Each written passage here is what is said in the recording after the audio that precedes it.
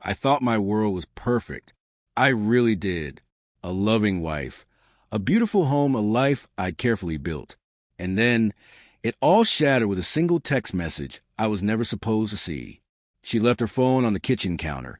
Just for a second, it lit up. A man's name, Alex.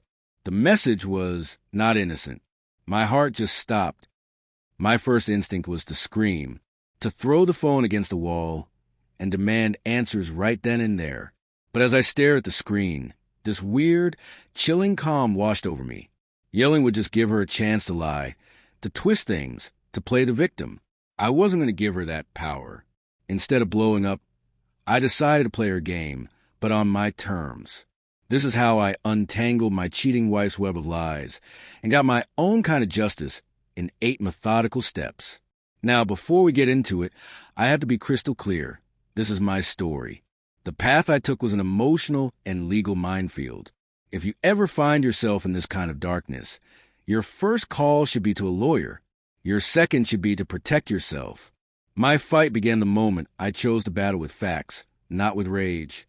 It all started with that text. After she went to bed, the phone was just lying there, this silent black box holding a truth I was terrified of. But I had to know. I didn't have to be some kind of hacker. I'd seen her punch her password into our shared tablet 100 times over the years. Our anniversary. The irony is sickening. My fingers were shaking when I typed it in, and the phone unlocked. It felt like a massive violation. But I knew I was the one who had already been violated. Her main text threads were clean. Way too clean. She was smart, I'll give her that. But people get sloppy when they think they're untouchable. I checked her social media apps, and in the cache of one, I found a folder I think she'd forgotten existed. Recently deleted items. It was a gold mine. Texts, pictures, plans. It wasn't just flirting. It was a full-blown affair, detailed in sickening clarity. The late nights out with the girls, the work emergencies. Every single one, a lie. Reading those messages felt like getting punched in the gut, but I couldn't stop. I took pictures of everything with my own phone. This was my first real piece of evidence. The ghost in her machine wasn't a ghost anymore. It had a name, and now I had proof. Getting into her phone, that one time was pure luck. I knew I couldn't count on it happening again. I started researching spyware and surveillance apps, the kind that promised to reveal everything. But a quick search also brought up the terrifying legal side of it. Planting software on her phone without her consent could land me in actual criminal trouble, and it could blow up my entire case. My goal here was to expose her, not to break the law and hand her an advantage. So I changed my approach. Instead of trying to break in again, I looked at the access she'd already given me. We had a shared home computer. That night, I noticed she was still logged into her email. It wasn't hacking. I was just looking at a screen she hadn't bothered to close. I went through her sent items, her trash, everything. And there was an email to a friend bragging about Alex. She described their secret dates, the thrill of it all. Even worse, I found e-receipts for gifts I never got and hotel confirmations for business trips that I now knew were really romantic getaways. I printed every last one. The digital breadcrumbs were forming a very clear path. It was leading straight to the heart of her betrayal. Feelings are debatable. Numbers don't lie. Her text gave me the story, but I knew our finances would give me the undeniable timeline. We had a joint credit card for household stuff. For years, I barely glanced at the individual charges. That changed. I spent a whole night hunched over 6 months of statements, cross-referencing every suspicious charge with the lies she told me. The pattern was obvious. On a night she was supposedly at a work dinner crosstown. There was a charge for a fancy restaurant downtown I knew her company never used. A week later, a charge for 2 tickets at a local jazz club on a night she swore she was visiting her sick mother. The most damning evidence? Recurring charges from a boutique hotel bar, always on a Tuesday afternoon. Every charge was another nail in the coffin of our marriage. I made a spreadsheet, a cold, hard ledger of her deceit. Each line had the date, the lie, and the charge that proved it. Her affair had a budget, and she was paying for it with our money. The digital and financial evidence was overwhelming. But I needed something physical, something she couldn't possibly deny. I needed to physically connect her to the place. That Tuesday afternoon hotel bar from the credit card statements kept calling to me. She always told me she had a yoga class at that time. I knew it was a lie, but I had to see it for myself. I felt like a character in a bad spy movie, my heart pounding in my chest as I drove to the hotel. I wasn't going to stalk her or wait for hours. I had a specific time and a specific place. I parked across the street in a public lot and just waited. At 3:15 p.m., her car pulled up to the hotel's valet. A few minutes later, a man I didn't recognize walked out of the lobby, greeted her with a kiss, and they went inside together. It was him, Alex. Seeing it with my own eyes was completely different. It wasn't just data on a screen anymore.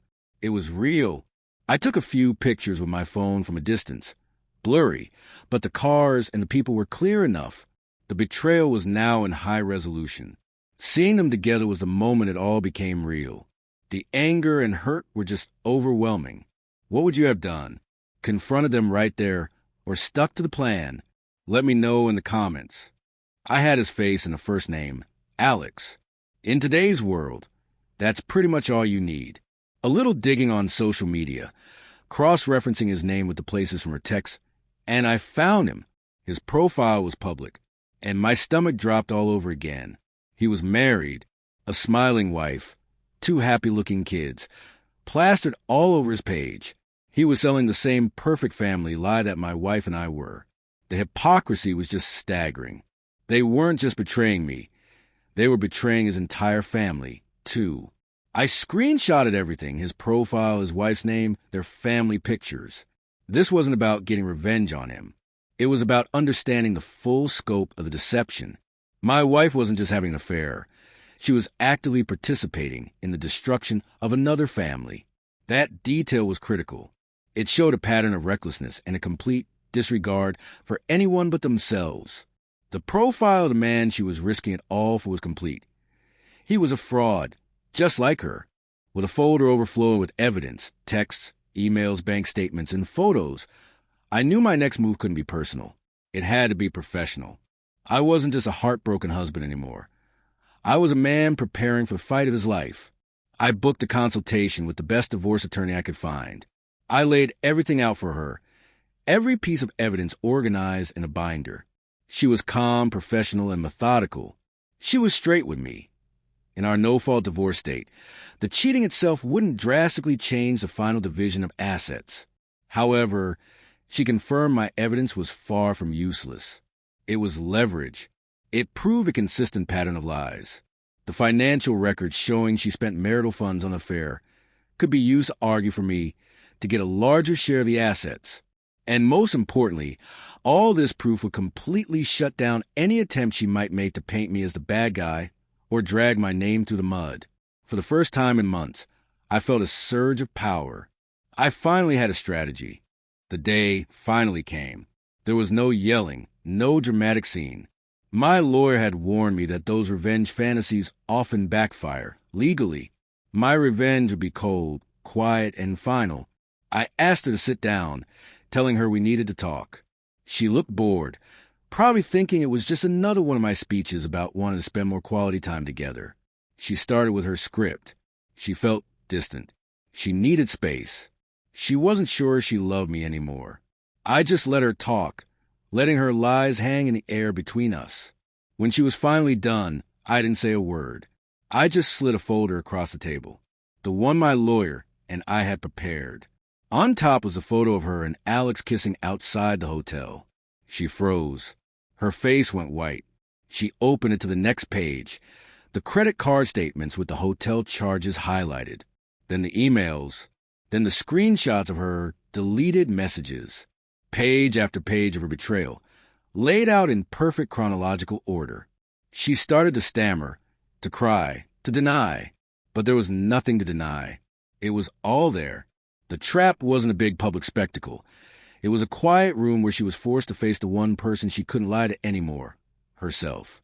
My ultimate revenge wasn't about destroying her. It was about liberating myself. With the evidence so airtight, She had no choice but to agree to the terms my lawyer drew up. The divorce was fast and clean. She couldn't fight anything without having all of this made public. She moved out a week later. The house that had started to feel like a prison was finally my home again. As for Alex, I went back and forth on what to do. I kept picturing his wife, smiling in those family photos, completely clueless. She deserved to know. I created an anonymous email account and sent a simple message to her work email, which I'd found online. The subject line was, "Regarding your husband." The email contained a link to a password-protected folder with just a few key pieces of evidence. I only wrote one sentence. "You deserve the truth." I never heard back, and I never checked again. My part in their story was over. The best revenge wasn't causing chaos. It was surgically removing the cancer from my life and making sure the truth saw the light of day. That's what allowed me to finally move on, stronger and a hell of a lot wiser. So that was my journey through the 8 circles of hell and back to solid ground. It was the hardest thing I've ever had to do. But exposing the truth was the only way I could get my life and my self-respect back. It's a dark road, and if you're walking it, remember to be smart, be methodical, and get professional legal help. The best revenge isn't sinking to their level. It's rising above the wreckage on your own terms. Thanks for listening to my story. If any of this hit home for you, hit the like button. And if you have your own story of overcoming something like this, feel free to share in the comments.